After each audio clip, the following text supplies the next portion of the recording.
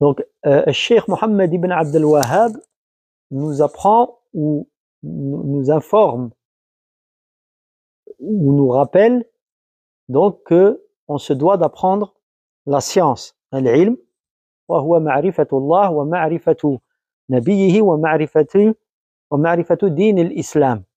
Et tout ceci, il rajoute, il dit bil adillah, avec les preuves, avec les preuves.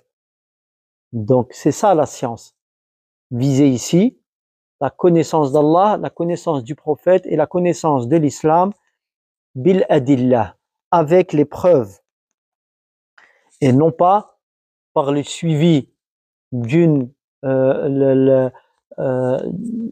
courant de pensée ou le suivi d'une compréhension non basée sur des preuves comme cela est pratiqué par malheureusement beaucoup de gens.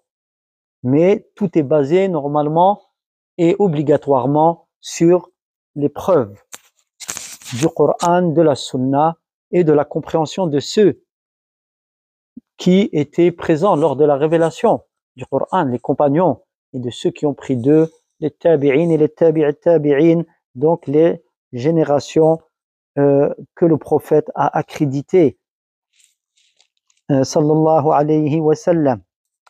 Donc, la parole de l'auteur, bil adillah, avec les preuves, eh bien, Cheikh Al-Uthaymin explique que les preuves en question visées ici, donc, ce sont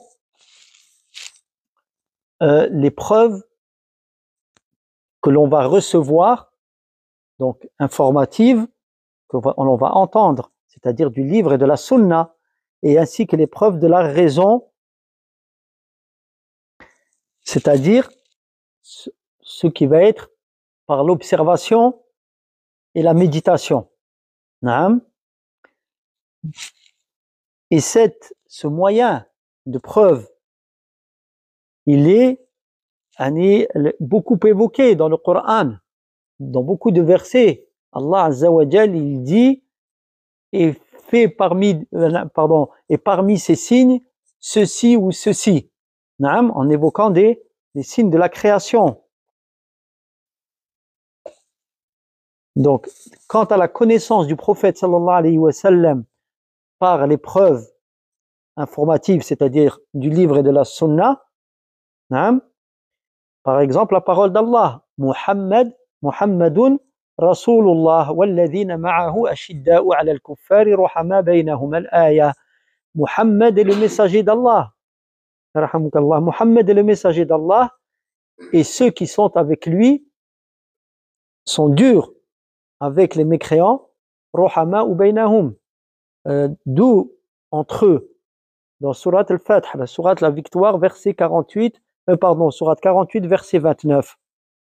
Donc, ensuite, le Cheikh explique que les preuves, ici, il a particularisé les preuves du fait que Mohammed est le messager d'Allah, sallallahu alayhi wa sallam. Mais on parle des preuves en général pour tout ce qu'il a évoqué au sujet de la science. Mais ici, il parle en particulier de la connaissance du prophète. Il dit quant aux preuves par la raison, c'est-à-dire c'est en observant ce avec quoi est venu le prophète sallallahu alayhi wa sallam et la méditation là-dessus, en regardant donc ce avec quoi il est venu de signes évidents. Et le plus grand de ces signes, c'est le Coran. Le Coran, le livre d'Allah, puissant et grand, qui englobe des informations véridiques, authentiques, profitables, et qui englobe également, qui renferme des jugements justes, équitables et profitables.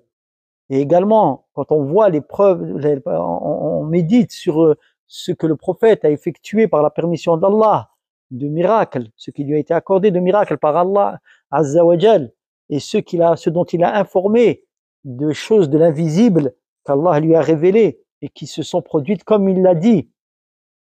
Tout cela confirme son état de prophète sallallahu alayhi wa sallam.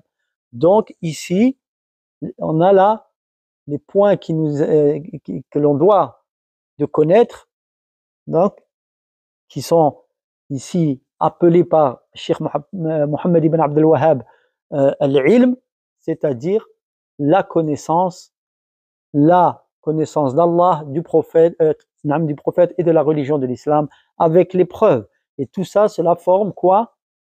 Le premier point que l'on doit maîtriser, car on se souvient qu'il avait dit sache qu'Allah te fasse miséricorde, qu'il nous incombe, c'est-à-dire aux musulmans, de connaître 4 points. Eh bien, c'est la science, c'est le premier point, qui est la connaissance d'Allah, la connaissance du prophète et la connaissance de la religion de l'islam par les preuves. Naam.